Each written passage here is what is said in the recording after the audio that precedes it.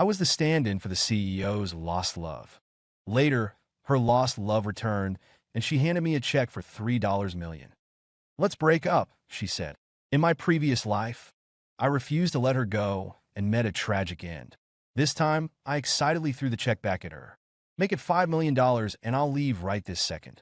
I've been reincarnated as the stand-in for the CEO's lost love. 2 years ago, I was working at a restaurant when I met Emily Richards. She fell for me at first sight and aggressively pursued me.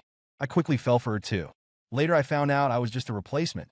Emily would give me $100,000 a month to play the role of her lost love. I spent every cent buying her gifts, not keeping a penny for myself. I was totally lovesick, practically digging up wild vegetables from the mountains to eat. In my previous life, I loved Emily desperately and met a tragic end. This time, I just want to take the money and run as far away as possible.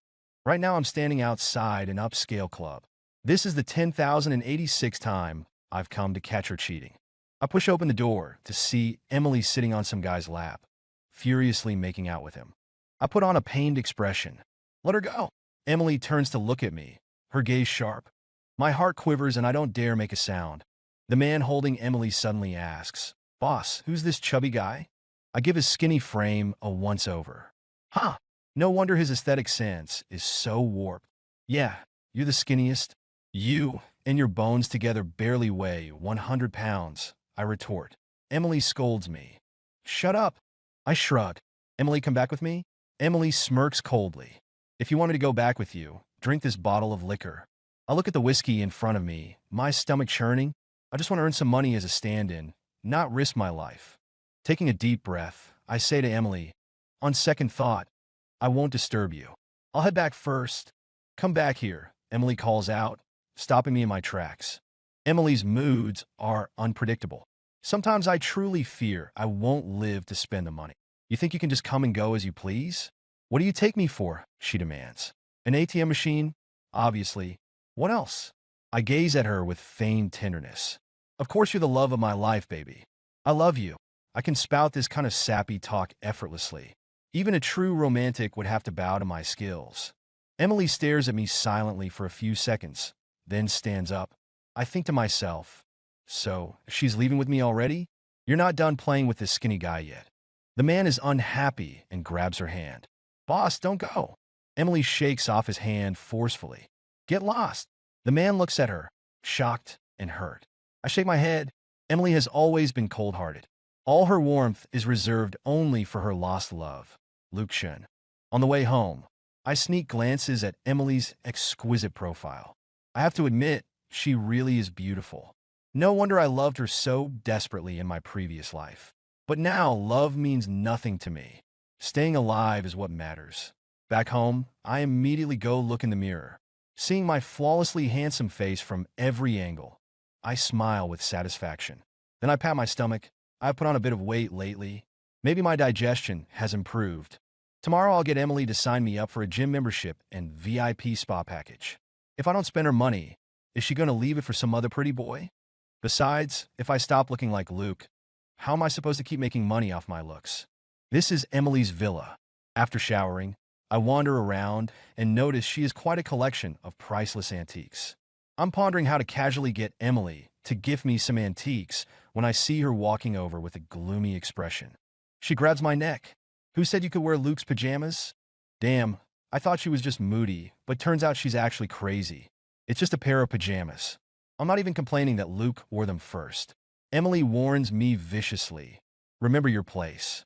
You're just a stand-in. Even ancient eunuchs weren't as lowly as me. The unloved one can't even breathe right." Suddenly, Emily's phone rings. Whoever is calling says something that makes her expression change drastically. She lets go of me.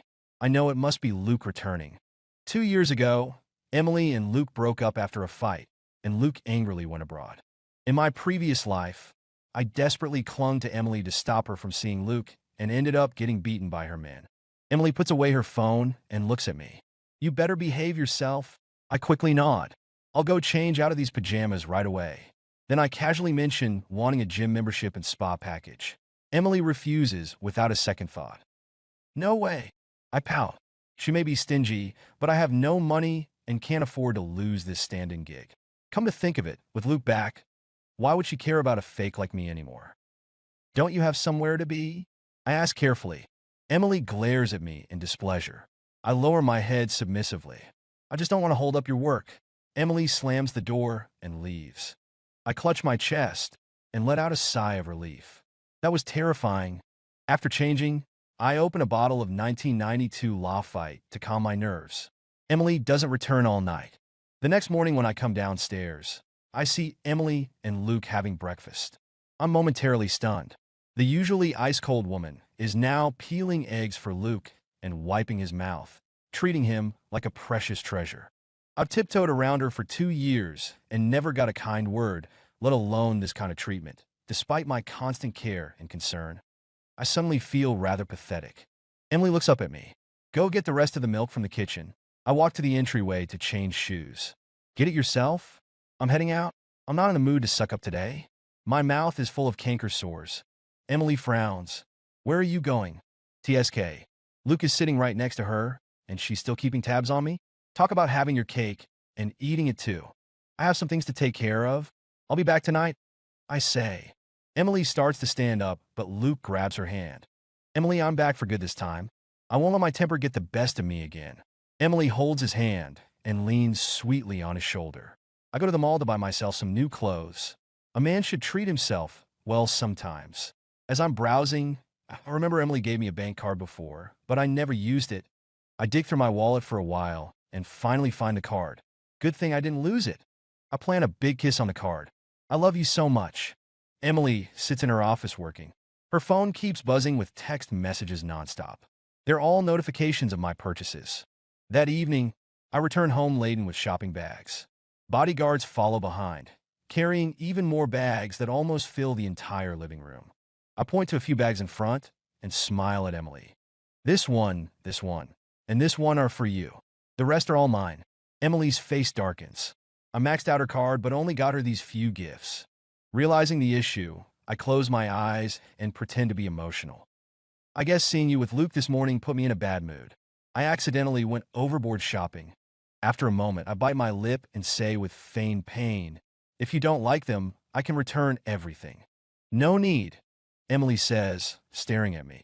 My mom wasn't happy to hear Luke came to the house. Come with me to see her tomorrow and cheer her up. In my past life, I sucked up not just to Emily, but to her mom too. I want to roll my eyes. She makes a mess and now wants me to clean it up. But it's true that Emily's mother was very upset to learn Emily brought Luke home. She's never liked Luke, thinking he's too cunning and not a good guy. Plus, Luke is full of schemes. So Emily's mom prefers a simple pretty boy like me. Yes, I'm single-mindedly after money. I'm as pure as distilled water. You know it. All right. The next day, Emily takes me to visit her family. I take out a string of prayer beads I prepared in advance and give them to Emily's mother. Annie, I went to the temple to get these prayer beads for you. They'll bring you good fortune. As I say this, I rub my knee and grimace in pain. Emily's mother notices my movement. Jason, what's wrong with your leg? I brush it off. It's nothing. I just knelt for a few hours at the temple yesterday to get the prayer beads. Hearing this, Emily looks at me. So yesterday, I not only went on a crazy shopping spree, but also knelt for hours to get prayer beads. Emily's mother is very touched. Oh, Jason, you're so thoughtful. I maintain my smile. A wealthy lady like her has seen all sorts of rare treasures. What she lacks is sincerity. She quickly has someone bring out an antique to give me. This antique is clearly extremely valuable. My eyes light up. Trading $9.99 prayer beads for a priceless antique is an excellent deal. I'm very popular with Emily's mother because I have no ambition, just wanting to stay by Emily's side. When Emily steps away, her mother says to me, Jason, don't worry. As long as I'm still breathing, I won't let Emily end up with Luke. You're the one I approve of, you know? That's quite a big promise, but eating too much will cause indigestion. A wealthy family like theirs will naturally seek an equally matched marriage. Who am I to even be considered? Emily's mother just wants to use me to get rid of Luke. The old ones are still the craftiest. In my past life, I foolishly believed her and let myself be used as a pawn. Now my love-addled brain has been cured. I refuse to swallow empty promises. In the end, I leave the family home with the antique and immediately sell it. With money in my pocket, I feel at ease. I've successfully placated Emily's mother, and Emily is very pleased with me. Tell me, what reward do you want? She asks. This is exactly what I've been waiting for. I want the Lamborghini in your garage. Emily narrows her eyes, studying me with a scrutinizing gaze. In the past, all my attention was on her. I had no interest in luxury cars. I look at her and say, actually, I was thinking I could drive you to and from work every day.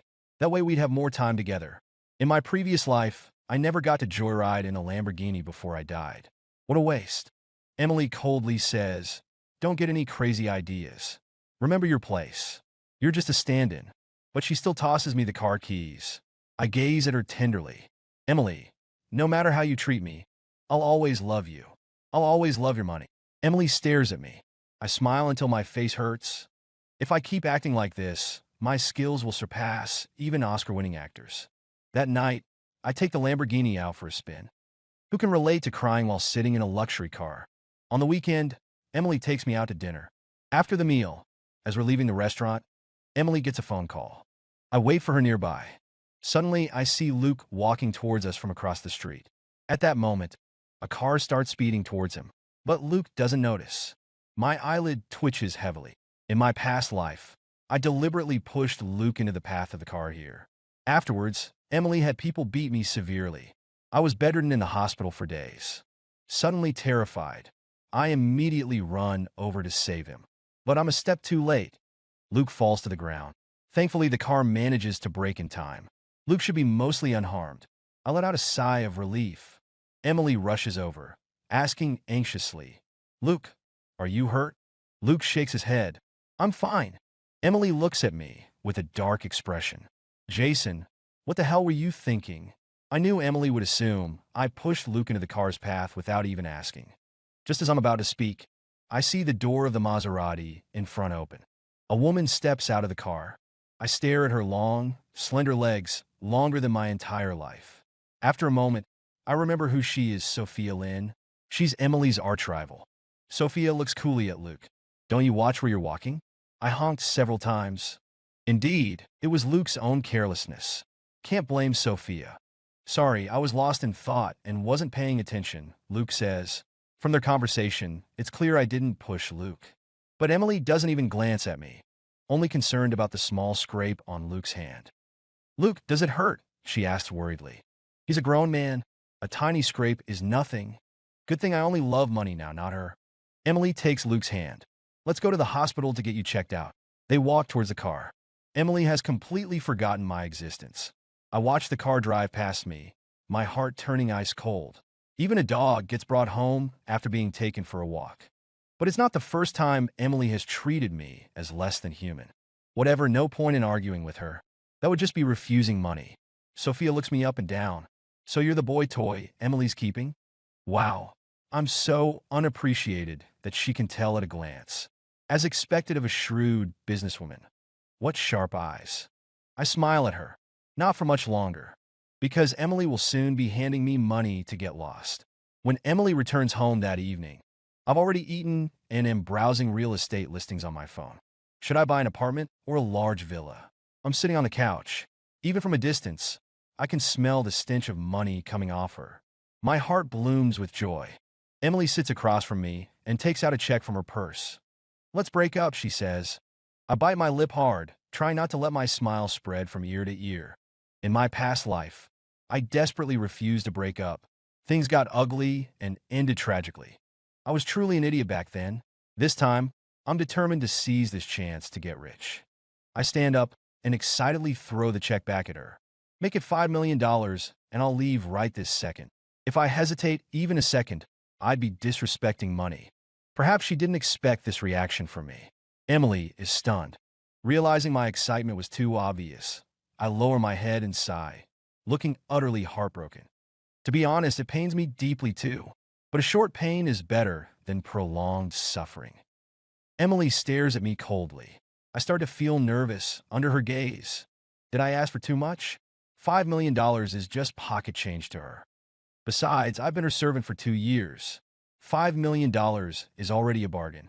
But if she really thinks it's too much, we can negotiate. For example, knocking off $20-30. I'm much more generous than her.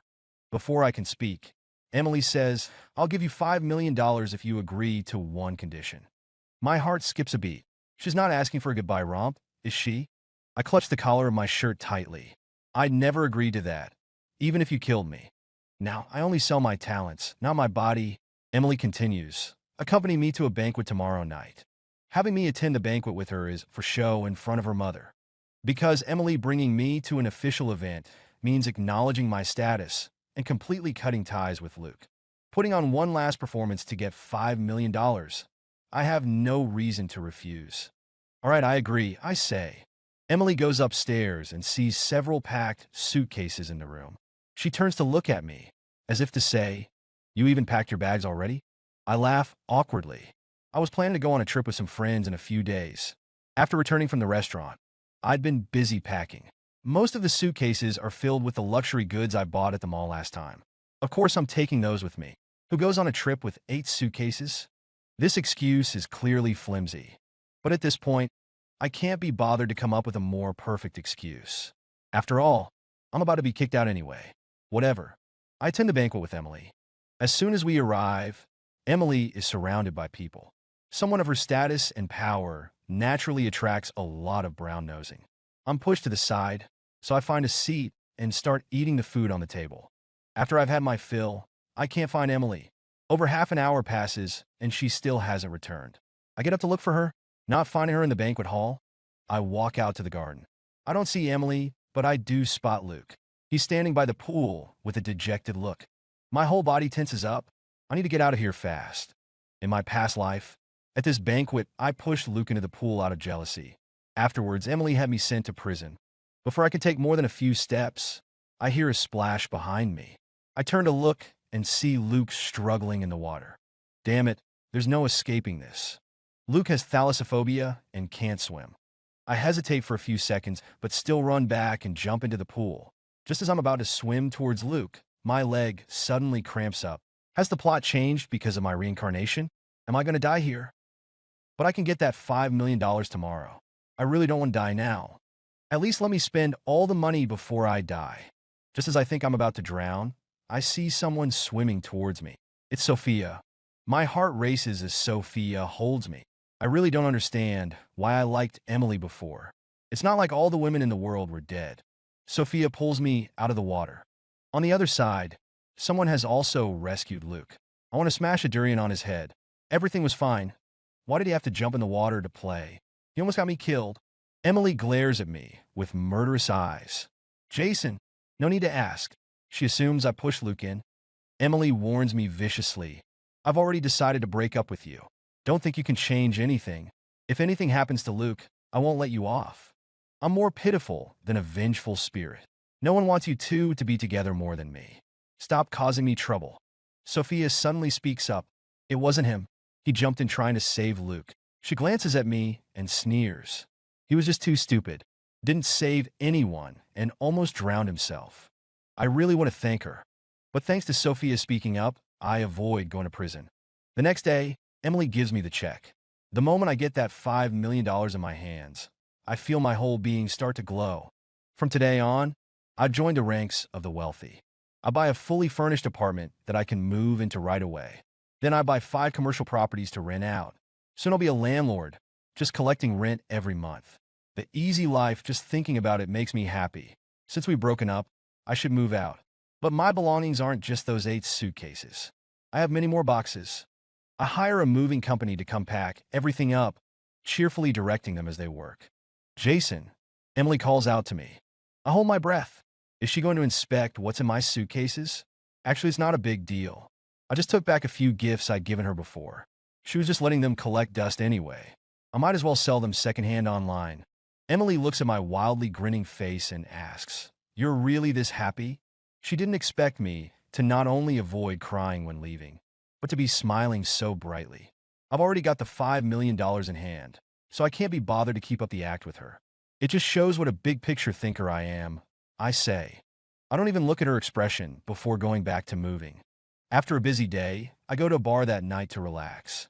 I get two pretty girls, one to feed me drinks, one to give me a massage. It feels so good I could fall asleep. You seem pretty happy for someone who just got dumped, a voice suddenly says above me. I open my eyes to see Sophia. I smile. I'm rich now. I don't have to serve that mercurial ice, Queen Emily, anymore. Every day I can just take my money and go have fun. Of course I'm happy. But to avoid too much contrast between my past and present personas, I pretend to be down. The pain and heartbreak are just buried deep inside. I say. Sophia smiles lazily. I can't tell it all. Are her eyes x-ray machines or something? I shrug and take a drink. It's best to part on good terms. Sophia crosses her arms and looks at me. I saved your life last time. Aren't you going to show some appreciation? I almost spit out my drink in shock. I've seen Emily blow tens of thousands in one night at bars. My little bit of money wouldn't last a second with her. But then I think, if not for her saving me, I might already be dead. How about I get you a couple handsome guys? I offer. Getting some less attractive ones would probably be cheaper. If she wants good-looking ones, I might as well offer myself. I have plenty of experience, and it would save money. Sophia's face darkens. You think I'm as shallow as you. She turns and walks away. I wipe away cold sweat. My wallet has escaped disaster. A few minutes later, I get a call from Emily. It's not her personally, but one of her maids. She says Emily is having a gastric flare-up. Emily is a workaholic with severe stomach problems. When we were together before, I paid close attention to her diet and cooked for her every day. If her stomach is acting up, you should call a doctor. Why are you calling me? I ask. Miss. Richard said to call you. The maid replies. I'm baffled. Emily's stomach is the problem, not her brain. Even if she wants someone to take care of her, shouldn't she call Luke? I'm busy, I say and hang up. To my surprise, over 2 hours later I get another call from Emily. This time it's her personally. I've just gotten back to my apartment after partying. Emily demands, why didn't you come? Why would I come? We broke up a week ago. I remind her. Emily's voice holds a hint of grievance. Didn't you love me deeply? It's only been a week since we broke up, and you've already forgotten me. She thought I loved her desperately, not knowing that in this life, I only loved her money. My first instinct is to snap at her. But then I remember she's rich and powerful, while I'm just an ant she could crush with her toe. So I hold back. Emily asks again, can you come see me? I remind her once more. Ms. Richards, we broke up. Just because we broke up means we can never see each other again. We can't. Just consider me dead. Emily falls silent on the other end. I hang up and lie down on my bed, closing my eyes and sleeping like the dead. To thank Sophia for saving my life, I decide to treat her to some street barbecue. Sophia looks completely out of place standing at the little stall in her designer business attire. Not sure what she likes, I order one of everything. Very generous of me. It's Sophia's first time eating street barbecue. She accidentally gets some sauce on her clothes. Oh boy. Her blouse clearly costs a fortune. Hope she doesn't try to make me pay for it. I quickly grab some napkins and help her wipe it off. Look at you. Can't you eat more carefully? What are you two doing? An angry voice suddenly rings out. I look up. Emily is standing not far away, her expression tense. Her car is parked behind her. She must have been passing by. Eating barbecue. Obviously. I wonder if she's gone blind. Can't she see the huge beef skewer in my hand? Sophia smiles insincerely and asks, does Ms. Richards want to try some barbecue too? Emily ignores Sophia and stares straight at me. Jason, don't think I don't know what you're doing. You know she's my sworn enemy. You're trying to provoke me like this. Provoke you. Your ego is truly massive. Ms. Richards, you're overthinking things. I say. Sophia suddenly grabs my hand. Jason, dear, I want to try the beef skewer you're holding. Feed me. I stare at her with wide eyes, as if asking, what the hell are you doing? A moment later, I understand her mischievous intent. She wants to make Emily upset. Sure enough, when I turn to look at Emily, she has the expression of someone who's been cheated on. Ridiculous. When she and Luke were displaying affection right in front of me, I didn't say anything. Besides, we've broken up now. I'm single and no longer Luke's stand-in. Even if I really were dating Sophia, it's none of her business. She's just an ex-girlfriend, not my mother. With that in mind, I feed the beef skewer to Sophia. Is it good? Sophia's acting skills are on point too. She gives a shy smile. Anything you feed me is delicious. Looking at the smile on her face, I'm momentarily dazed. Actually, Sophia is very beautiful. Her features are even softer than Emily's. When I look back, Emily is no longer standing there. The car is gone too. Sophia lets go of my hand and reverts to her cool demeanor. Missing her already? Do I look that self-destructive? I finally got rid of her. I take a swig of beer. Are you kidding? I'm not tired of living. After finishing the barbecue, I return to my apartment and am surprised to see Emily waiting at my door. It's not surprising she knows where I live. CEOs are always all-knowing. She looks at me. Luke and I are getting married. I'm slightly taken aback. Did Emily's mother agree to their marriage? Luke really is skilled. I respond coolly. Oh, congratulations. Emily is stunned, as if she didn't expect this reaction from me upon hearing about her marriage. Did she think I would try to stop the wedding? I'm not that bored. She's read too many novels. Emily presses her lips together. Don't you have anything else you want to say to me? I rack my brain. I wish you a happy marriage and many children. As soon as I finish speaking, Emily's expression becomes even more unpleasant. My expression isn't great either. The Emperor's mind is easier to read than hers. Does she want the Lamborghini back to use as a wedding car? But she has plenty of luxury cars in her garage. Why is she so fixated on mine? I can only say vaguely. I know what you mean. You want a wedding gift from me, right? Don't worry, I'll take care of it. I'll send her a red envelope later. Even $1 is a token of my love. Then I step around her to open the door. Emily grabs my arm. Jason, did you ever truly love me? I glance at her. There's no point talking about this now. After saying that, I pull my arm free, go inside, and close the door. My movements flow smoothly in one go, leaving Emily out in the cold. I have to say it feels pretty good. After all, I used to be the one getting doors slammed in my face. In my previous life, after I pushed Luke into the pool, Emily had me sent to prison. I committed suicide in jail not long after. So, I don't know if she ended up marrying Luke afterwards. But whether they get married or not is none of my business anymore. The next morning, I'm about to go out for breakfast when I see Emily still standing in the same spot. Clearly, she's been there all night. She looks at me and says, Luke and I broke up. I'm completely baffled. Last night she said they were getting married, and now they've broken up. That's faster than fast food. Emily explains. Last night when I said Luke and I were getting married, I was lying.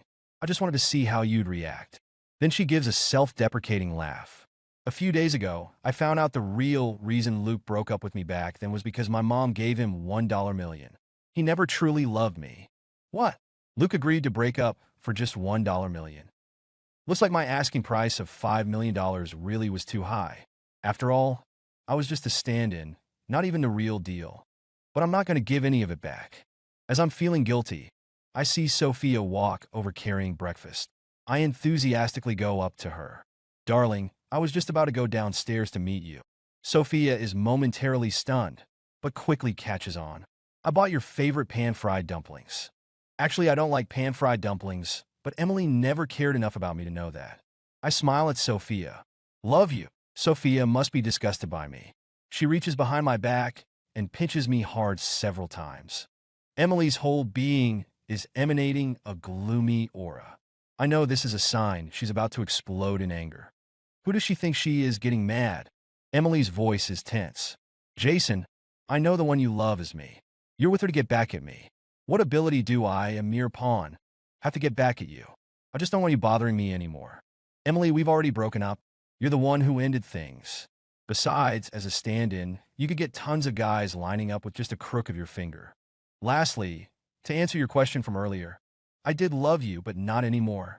Now I only love myself and money. With that in mind, Sophia smiles lightly and says, Ms. Richards, we're not like you. Our love is mutual. Emily is stunned. A moment later, she looks at me with reddened eyes. Jason, what if I say I regret it? I couldn't care less if you regret it or not. It has nothing to do with me. $5 million smells much sweeter than you. There's no medicine for regret in this world. Things are over between us. Don't come bother me again in the future. I don't even glance at her as I lead Sophia inside. Opening the dumplings, I pop one in my mouth and look at Sophia. Your acting skills are pretty good. If your company ever goes bankrupt, you could make it in showbiz. Sophia kicks me. If your mouth can't say anything nice, you might as well donate it. Sophia really can't go bankrupt. I'm still counting on her to protect me. After that, my life becomes very comfortable. I get a gym membership and work out every day, occasionally hitting the bars with friends. All 5 of my commercial properties have been rented out. So I'm thinking of starting a business, like opening a cafe. But I need to find an investor to share the risk with me. Otherwise, if it loses money, it would suck to be the only one taking the hit. I quickly set my sights on a target, Sophia. That day, I invite her out to dinner. Sophia smiles lazily. Unsolicited favors are either thievery or deceit. I grin obsequiously. Come on, you saved my life. It's only right that I treat you to a meal. When we're almost done eating, I broach the subject. So, I'm planning to open a cafe. Want to invest some money? Sophia looks at me. Is this why you invited me to dinner today? I laugh dryly. I wanted to invite you to make money with me. Sophia gives me a knowing look. I hear you're a great cook. She probably knows a bit about how I used to suck up to Emily. My personal chef is on leave recently. Why don't you come cook for me? If you do a good job, I might invest in your cafe. I pat my chest confidently. No problem. And so, I start going over to cook for Sophia every day. I used to cook for Emily daily too, but she really just treated me like a cook. Sophia is different. She gives me feedback when eating, praises me when the food is good, and provides a lot of emotional validation. 6 months later, my cafe officially opens. Many people come, but I'm surprised to see Emily show up too. I ignore her. I'm a business owner now, my value has skyrocketed. You could barely be bothered with me before. Now you can't afford me. Emily doesn't do anything, just sits for a while before leaving. I think she's gone, but she hasn't. She's just standing outside the cafe. Suddenly, a heavy rain starts pouring down. She stands motionless in the rain. I watch her get soaked to the bone, completely unmoved. I think to myself, let the rain fall, and maybe it'll wake her up. Just then an employee comes up to me. Boss, a lady left this note for you earlier. I open it to see just 3 words. I'm sorry. I recognize Emily's handwriting. I crumple it up and toss it in the trash. Sophia stands with her arms crossed. Aren't you going to bring her an umbrella? I put my arm around her waist and chuckle. If I bring her an umbrella, won't you get jealous and flip the vinegar jar? Sophia makes a non-committal sound. Yes, Sophia and I went from fake to real and are now together. Over these 6 months, I've not only won her stomach, but her heart as well.